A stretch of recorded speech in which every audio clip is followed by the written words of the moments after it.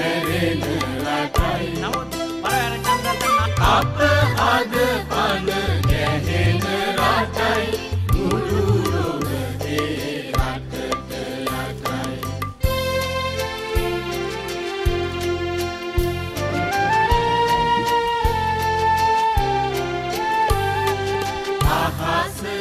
අපි කවුරුත් දන්නවා අපේ පරවැහැර චන්ද්‍රරත්න නායක ස්වාමීන් වහන්සේ විදේශයක ප්‍රංශය වැනි රටක උන්වහන්සේගේ ආරාමයේ පවත්වගෙන ගියත් මේ රට අනතුරකට පත්වෙච්ච හැම වෙලාවකම දුකට පත්වෙච්ච හැම වෙලාවකම මේ සමාජයේ විඳවන හැම අවස්ථාවකම ඒට අප උපකාර කරන්න මේ රටේ අතීත භික්ෂු මහා සංඝරත්නයේ උරුමය අනුව යමින් ක්‍රියා කරපු බව. අපි අපේ රටේ නිදහස් අධ්‍යාපනය ගැන විශාල වශයෙන් ආඩම්බර වෙන ජාතියක්.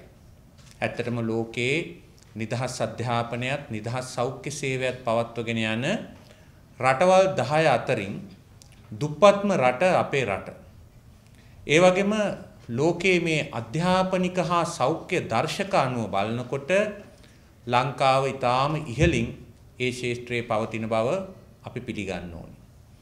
අපි දන්නවා ඉන්දියාවේ නිදහස් අධ්‍යාපනයක් නැහැ.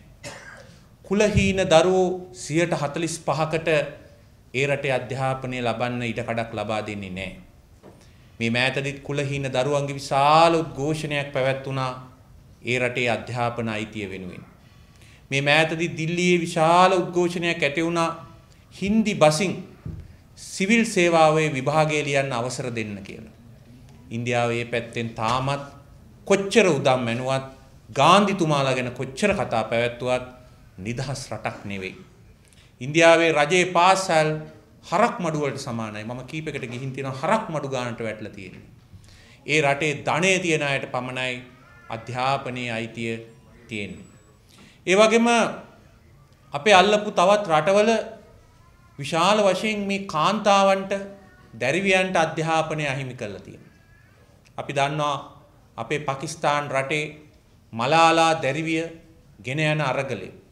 ඇය පාසල් යනකොට ඇගේ පාසල වහලා දාන්න කියලා කාන්තා පාසල වහලා දාන්න කියලා නියෝගයක් අන්තවාදීන්ගෙන් ලැබුණා. ඒ නියෝගයේ නොතකා පාසල් ගිය ඇයට වෙඩි තැබුවා. ඇයට වෙඩි තැබුවා පමණක් නෙවෙයි ඒ ප්‍රදේශවලම කාන්තා දැරිවියන්ට අධ්‍යාපනය අහිමි කළා. හැබැයි ලංකාවේ නම් කවුරුවත් ඒ වෙනුවෙන් පෙළපාලි ගියේ නැහැ. අපි දන්නවා මේ අවට කලාපයේ බොහෝ රටවල අද ඇතැම් ආගමික ආයතනවල තියෙන සම්ප්‍රදායික පොත්පත්වල ලියලා තිබෙන දේ 8 වෙනි සියවසේ 7 වෙනි සියවසේ ලියලා තියෙන දේවල් ක්‍රියාත්මක කරන්න යාම නිසා දැරිවියන්ට කාන්තාවන්ට අධ්‍යාපනය අහිමි කරලා තියෙනවා. නමුත් මේ රටේ අපිට ඊටාම ආඩම්බරයි අද අපේ දැරිවියෝ අපේ කාන්තාවෝ තමයි අධ්‍යාපනයේ ඉහළින්ම ඉන්නේ.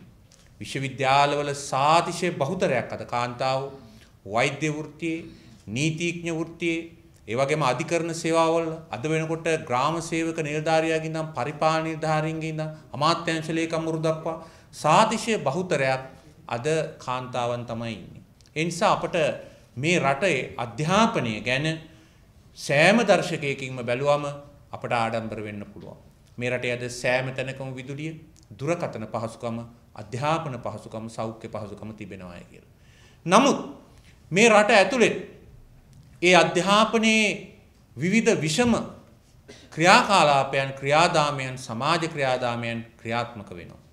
අන්න ඒ නිසා තමයි අපේ පරවාහර චන්ද්‍රරත්න නායක ස්වාමීන් වහන්සේ ඇතුළු බොහෝ සංවිධාන ඉදිරිපත් වෙලා තියෙන්නේ අධ්‍යාපනය අර්ථ ගන්නවන්න ඒ දූ දරුවන්ට අප උපකාර කරන්න ඉදිරිපත් වෙලා තියෙන්නේ. අද ඇත්තටම රජය වියදම් කරනවාට සමාන මුදලක් අපේ දෙමාපියනුත් අධ්‍යාපනයට වියදම් කරන බව ප්‍රකාශ කරන්න ඕන. මට මතකයි මම විදුලි බල ඇමති වෙලා ඉන්න වෙලාවේ අපි සමීක්ෂණයක් කළා මොනවද මහජනයාගේ ප්‍රමුඛතා කියලා වියදම් කරන්න තමන් අතට පඩිපත හරි කිසියම් ආදායමක් ලැබුණම. එතෙන්දී අපි දැකපු දේ තමයි විදුලි බිල ගෙවනවට වඩා, ජල බිල ගෙවනවට වඩා, ආහාර අවශ්‍යතාවය හොයා ගන්නවට වඩා කලින් සෑම පවුලකම දෙමාපියෝ කිව්වේ දරුවන්ගේ ටියුෂන් ගාස්තු ගෙවන එක තමන් ප්‍රමුඛව සලකනවා කියලා. අන්න එහෙම රටක් මේ රට. ඒ නිසා අපේ නායක ස්වාමීන් වහන්සේගෙන් අපෝපකාරය ඒ දරුදැරියන්ට ලැබුණා නම් ඒක මම හිතන්නේ දරුවන්ගේ අනාගතයට පමණක් නෙවෙයි මේ රටේ අනාගතයටත් කරපු විශිෂ්ට සේවාවක් බව සඳහන් කරන්න ඕනේ. හැබැයි අවාසනාවකට මේ රටේ අධ්‍යාපනයේ අද විවිධ ප්‍රවණතාවයන් ඇති වෙලා ඒවා මේ රටේ අපට පාලනය කරන්න බැරි තත්ත්වයන් බවට පත් වෙලා තියෙනවා. මේ මුළු ලෝකෙම නැති පාසල් පද්ධතියක් මේ රටේ තියෙනවා. ඒවට කියන්නේ අන්තර්ජාතික පාසල් කියලා. මේ ලෝකේ කොහෙවත් අන්තර්ජාතික පාසල් කියලා જાතියක් නැහැ. අන්තර්ජාතික පාසලක් අවශ්‍ය වෙන්නේ රාජ්‍යතාන්ත්‍රිකයන්ට. එහෙමත් නැත්නම් විදේශිකයෝ යම් රටක ජීවත් වෙනවා නම් ඒ ජීවත් වෙන ඒ විදේශිකයන්ගේ දරුදරියන්ට යන්න. 1980 දශකයේ මුල් කාලේ ලංකාවේ පළවෙනි අන්තර්ජාතික පාසල මේ අවට ප්‍රදේශයේ ආරම්භ වුණේ ඒ අර්ථයෙන්. අද මේ ඊනියා අන්තර්ජාතික පාසල් වල 4 ලක්ෂයක් දරුවෝ ඉගෙන ගන්නවා. 4 ලක්ෂයක්. මේ අන්තර්ජාතික පාසල් වල ඒ වියදම දෙමාපියන්ගේ වියදම රටේ අධ්‍යාපන වියදමෙන් හරි අඩක්. රටේ 40 ලක්ෂයක් දරුවන්ගේ වියදමෙන් හරි අඩක් මේ 4 ලක්ෂයක් දරුවෝ වැය කරනවා. ඒ වගේම මේ දරුවන්ට උගන්වන විෂය නිර්දේශය මේ රටේ විෂය නිර්දේශය නෙවෙයි. විදේශවල විෂය නිර්දේශය. 1961 මේ රටේ පාසල් ජනසතු කරපු වෙලාවේ සිරිමාව බණ්ඩාරනායක මැතිණියට ඉමහත් පීඩනයක් එල්ල වුණා ඒ අවස්ථාවේදී. විශාල ලේවැගිරීමක් කරන බවට ඇතැම් ආගමික සංවිධාන තර්ජනය කළා. අපේ ස්වාමින් වහන්සේලා තමයි ඒ වෙලාවේ ශක්තිමත්ව එතුමියට ඒ බලය ශක්තිය ලබා දුන්නේ. විශේෂයෙන්ම අපේ ආනන්ද මෛත්‍රිය නායක ස්වාමීන් වහන්සේ ඒ වගේම මඩිහි පඤ්ඤාසීය නායක ස්වාමීන් වහන්සේ වැනි මහා නායක හාමුදුරුවෝ ඇතුළු සියලුම මේ රටේ බෞද්ධ ඒ භික්ෂු සංඝයා වහන්සේලා ඉදිරිපත් වෙලා ඒ කටයුත්ත කළේ. එදා ඒ ගෙනාපු පනතේ බොහොම පැහැදිලිව සඳහන් වුණා රජයේ අවසරය නැතුව මේ පාසල් පවත්වගෙන යන්න බෑ කියලා. නමුත් අද 4 ලක්ෂයක් අධ්‍යාපනය ලබන පාසල් පද්ධතියක් තියෙනවා. රටේ නීතියට පිටි නීති විරෝධීව මේක අපිට ඉතාම කනගාටුදායක දෙයක්. ඒ විතරක් නෙවෙයි අපේ දරුවන්ට මේ උගන්වන්නේ මොනවද? ක්‍රේම්බ්‍රිජ් කරිකියුලම් කියලා විදේශීය විශේෂම එංගලන්තයේ ඒ පාඨමාලාවයි උගන්වන්නේ. ඉතින් මේක මම හිතන්නේ මේ රටේ අධ්‍යාපනයේ සිදුවෙච්ච බලගතු විලම්පනයක්. එදා මේ රටේ ඉතාමත්ම බලගතු පිරිසක් බොහෝ වෙහෙස මහන්සියලා බොහෝ කැප වෙලා ආපසු හරවපු ඒ අධ්‍යාපනයේ ප්‍රවණතාවය ප්‍රභූ පන්තියට පමණක් අයිති වෙලා තිබිච්ච ඒ අධ්‍යාපනයේ ප්‍රවණතාවය අද ආපහු හැරවිලා තියෙනවා. එදා බොහොම අමාරුවෙන් විද්‍යා අධ්‍යාපනය උගන්වන්න බෑ කිව්වා සිංහලෙන්. නමුත් බොහොම අමාරුවෙන් අපේ මිනිස්සු ඊ.ඩබ්ලිව් අධිකාරම් මහත්තයලා හරිශ්චන්ද්‍ර විජේතුංග මහත්තයලා බොහෝ දෙනෙක් ඉදිරිපත් වෙලා එදා විද්‍යා අධ්‍යාපනය බොහොම අමාරුවෙන් මේ පැත්තට ගත්තා. දැන් රට අනිත් පැත්තට යමින් තිබෙනවා. තමන්ගේ බස අතෑරලා ඒ ඉංග්‍රීසි බසින් අධ්‍යාපනය ලබන ප්‍රවණතාවයක් අද පාසල් වියේ පටන් පළමු පන්තියේ පටන්ම ආරම්භ වෙලා තියෙනවා. ඒක ඊටාම කනගාටුදායක දෙයක්. ඒ විතරක් නෙවෙයි අද පෞද්ගලික අංශයේ රැකියාව ලබා ගැනීමේදී මේ ඊනියා ජාත්‍යන්තර පාසල් වලට සහ ඒ ජාත්‍යන්තර පාසල් ඇසුරින් ගොඩනැගිලා තියෙන ජාත්‍යන්තර විශ්වවිද්‍යාල වලට තමයි අද ප්‍රමුඛ ස්ථානය ලැබෙමින් තියෙන්නේ. ඒ අන්නේ නිසා ඊටාම කනගාටුදායක තත්වයකට රටේ අධ්‍යාපනය ඊටාම විකෘති සහගත තත්වයකට රටක ජාතියක ලබාගත් ජයග්‍රහණයන් ආපසු හරවන තත්වයක යුගයකයි අපි අද ඉන්නේ. ඒ නිසා මේ අපේ චන්ද්‍රරත්න ස්වාමින් වහන්සේ ඒ ඇතිකර ශිෂ්‍යත්වයෙන් උපන්නේ දරුවෝ හැමෝගෙම වගකීමක් තියෙනවා රටට මෙහෙවරක් කරන්න වගේම තමන්ගේ මේ රටට මෙහෙවර කිරීම සඳහා අතීතයේ අපේ ගෞරවනීය භික්ෂුන් වහන්සේලාත් අපේ ජාතික නායකයොත් කළපු ඒ මහා කැපවීමට ඉඩකඩ ලබා දෙන්න විශේෂයෙන්ම අපේ ගම්බද දරුදැරියන්ට විශේෂ වගකීමක් සහ අයිතියක් තිබෙන බව ප්‍රකාශ කරන්න ඕනේ. ඒ වගේම මේ රටේ දුප්පත්කම ගැන අපි හුඟා කාලයක් කතා කරා. දුගීකම දුප්පත්කම නැති කිරීම සෑම මැතිවරණයකදීම විශාල පොරොන්දුවක් වුණා. දැන් අපේ රටේ යම් දුරකට මේ දුගීකම දුප්පත්කම තුරන් වෙලා තියෙනවා. අපි ඒ ගැන සතුටු වෙනවා. අද බඩගින්නේ මැරෙන තත්වයක් මේ රට තුල නැහැ. දුප්පත්කම දුගීකම සෑහෙන දුරට තුනී කරපු සමාජයක් අපිට ඇති කරගන්න ඇති වෙලා තියෙනවා. නමුත් මේ රටේ තවත් දුප්පත්කම් ගණනාවක් අද ඇති වෙලා තියෙනවා. පළවෙනි එක තමයි අවස්ථා නැතිකමේ දුප්පත්කම අද අපේ දූ දරුවන්ට ඇති වෙලා තියෙනවා. මම කලින් කිව්වා වගේ අන්තර්ජාතික පාසලේ දරුවන්ට තිබෙන අවස්ථාව අපේ ජාතික පාසලේ දරුවන්ට ජාතික විශ්වවිද්‍යාලයේ දරුවන්ට නැති තත්වයක් අද රට තුල ඇති වෙලා තියෙනවා. මේක ඊටාම කනගාටුදායක තත්වයක්. බොහෝ අමාරුවෙන් ආපසු හරවපු ඒ ජාතික නිදහසේ ප්‍රවාහය ආපසු ගමන් කිරීමක් හැටියටයි අපට මේක පේන්නේ. මේ නිසා ප්‍රජාතන්ත්‍රවාදී අවස්ථාවන් අපේ දරුවන්ට ලැබෙන්නේ අවස්ථා නැතිකමේ දුප්පත්කමට දුගීකමට අපේ දරුවෝ අද මූණ දීලා තියෙනවා. ඒ වගේම තීරණ ගැනීමේ දුගීකමට මේ සමාජය මූණ දීලා තියෙනවා. මේ රටේ තාම විශාල වෘත්තීය පිරිසක් ඉන්නවා.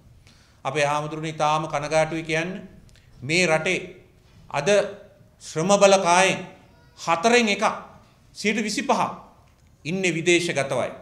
ඒ වගේම රටේ වෘත්තීය වේදීන්ගෙන් ඉංජිනේරු වෛද්‍ය ගණකාධිකාරී වෘත්තීය වේදීන්ගෙන් ඉන්නේ අඩක් ඉන්නේ විදේශගතවයි. අපිට මතකයි එදා අපි විශ්වවිද්‍යාලයේ මොරටු විශ්වවිද්‍යාලයේ ඉංජිනේරු පීඨ වලින් පිට වුණාම අපි දන්නවා මේ රටේ අද ඉතුරුලා ඉන්නේ එදා අපිත් එක්ක විශ්වවිද්‍යාලයෙන් පිට වෙච්ච අයගෙන් එක්කෙනෙක් දෙන්නෙක් පමණයි. ඉතුරු සියලු දෙනාම මේ රට හැර ගිහිල්ලා තියෙනවා. ඒ වගේම මේ රටේ අද ශ්‍රම බලකාය විශාල විකෘතියක් මේ වෙනකොට ඇති වෙලා තියෙනවා. මේ ළඟදී කොළඹ විශ්වවිද්‍යාලයේ කරපු පරීක්ෂණයකදී පෙනී ගියා. සාමාන්‍ය පෙළ විභාගය අසමත් සෑම කෙනෙකුටම රැකියාවක් තියෙනවා මේ රටේ. කවුරු හරි මොනවා හරි රැකියාවක් කරනවා. සාමාන්‍ය පෙළ පාස් ආයට තමයි රස්සා නැත්තේ. ඒක තමයි මේ සමීක්ෂණයේ ප්‍රතිඵලය. මේ මොකද්ද කියන්නේ? අපි අපේ දරුවන්ට මොකද්ද කිව්වේ? උගත් වෙන්න කියලා, ඉගෙන ගන්න කියලා, රැකියාව හොයාගන්න කියලා. හැබැයි අද විභාග පාස් වීම රැකියාව නොලැබීමේ සුදුසුකමක් බවට පත් වෙලා තියෙනවා. මේක ඉතාමත්ම බරපතල ඛේදවාචකයක්. ඒ වගේම වෘත්තීය වේදීන් විදේශගත වීම නිසා සහ වෘත්තීය වේදීන්ගේ හැකියාව රටේ තීන්දුව ගන්න පාවිච්චි නොකිරීම නිසා අද විශාල ඛේදවාචකයකට ඒ පැත්තෙන් අපි මුහුණ දීලා තියෙනවා. ඒ නිසා අපේ රටටත් නිදහස් අධ්‍යාපනය හරහා ලැබිච්ච මේ මහා දායාදේ මහා ශක්තිය රට වෙනුවෙන් පාවිච්චි වෙලා නැහැ. ඒක ඊටාම් කනගාටුදායක තත්ත්වයක්. ඒ නිසා ඒක වෙනස් කරගන්න අපි කටයුතු කළ යුතුයි.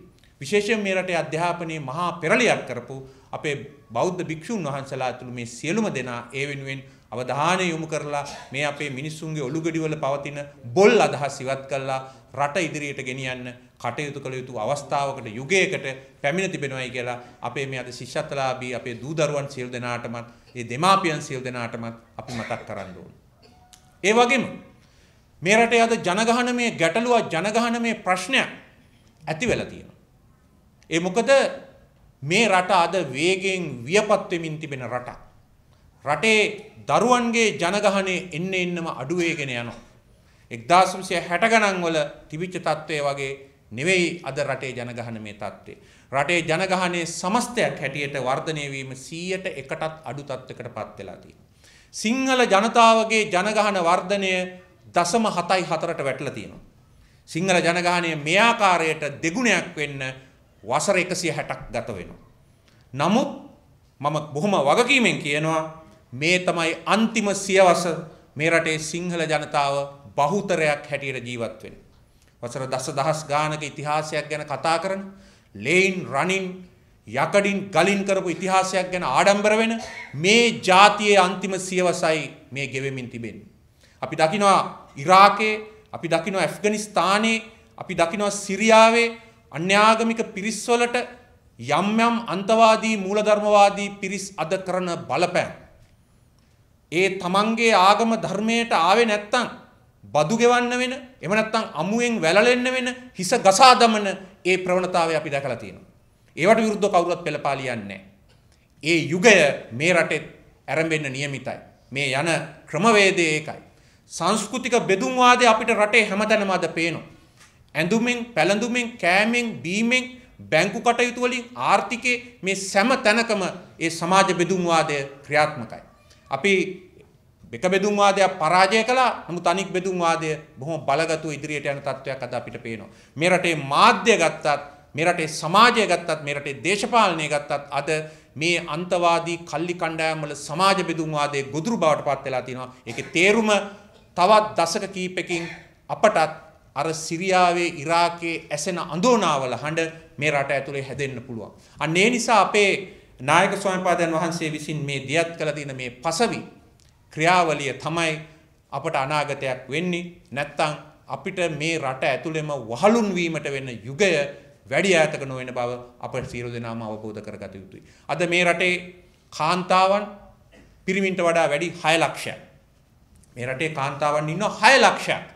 පිරිමින්ට වඩා වැඩි. ඒකේ තේරුම සරලම තේරුම කාන්තාව 6 ලක්ෂයකට විවාහ වෙන්න පිරිමි නැහැ මේ රට ඇතුලේ.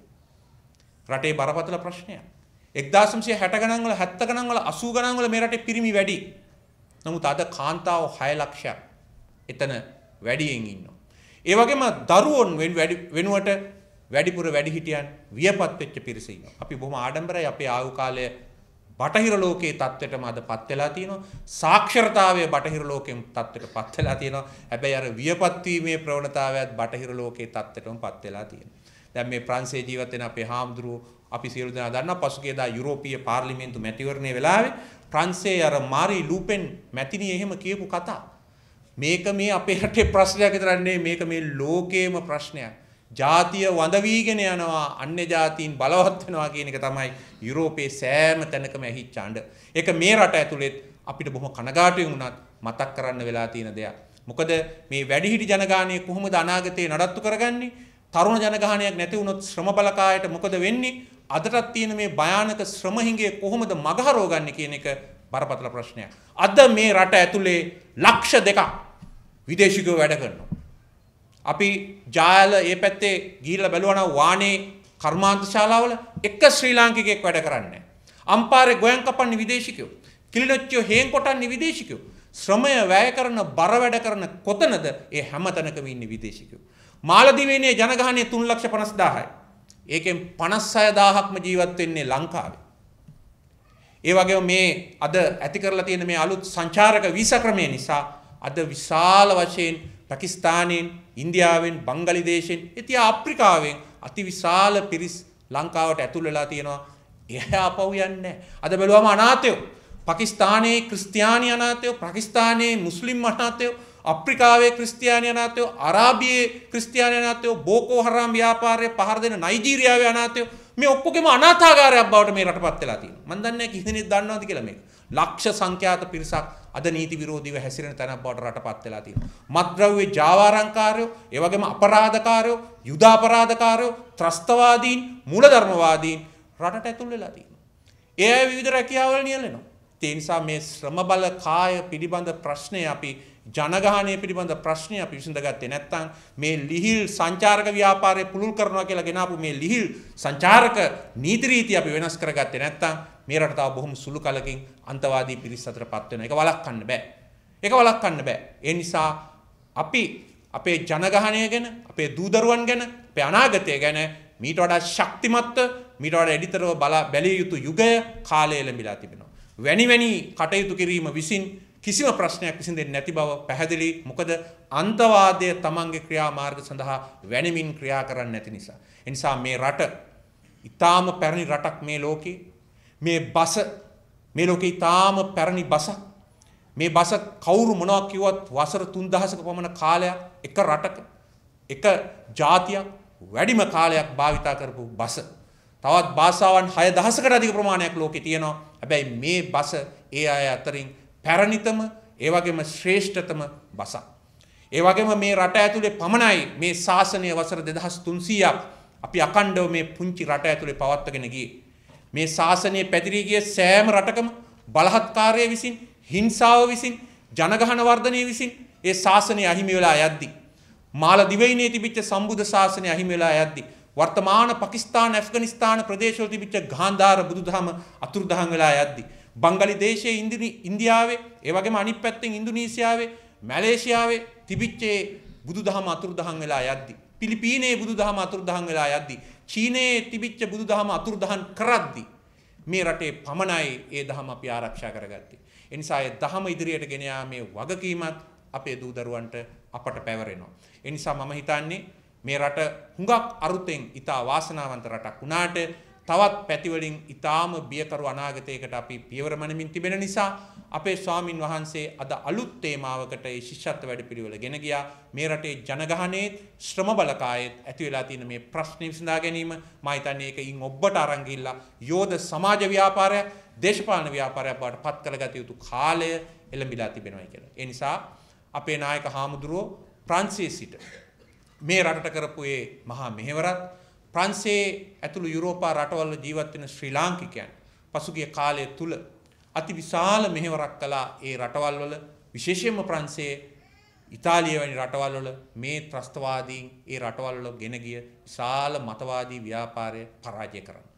ඒ සියලු දෙනාගේම උත්සාහයන් දැන් යොමු යුතුයි මේ රට තුළට මේ රටේ අනාගතය නිර්ණය කර ගැනීම සඳහා යොමු යුතුයි. ඒ නිසා හැම දෙයකම දේශපාලනයට බැන සිටිනවට වඩා අපේ සමාජ යුතුයකම ඉටු කරන්න අපි සියලු දෙනාම අපකපවීමෙන් ඉදිරිපත් යුතු කාලය එළඹ තිබෙන බව මතක් කරමින් අපේ පරවායහර චන්ද්‍රරත්න නායක ස්වාමීන් වහන්සේට මේ සිදු කරගෙන යන සත්ක්‍රියාවන් තවත් දශක ගණනාවක් සිදු කරගෙන යන්නට දීර්ඝායුෂ ලැබේවා. ඒ වගේම ඒ සඳහා අවශ්‍ය කරන ධෛර්යය, ශක්තිය සහ සමාජ දායකත්වය ලැබේවා කියලා ප්‍රාර්ථනා කරමින් මම නිහඬ වෙමි.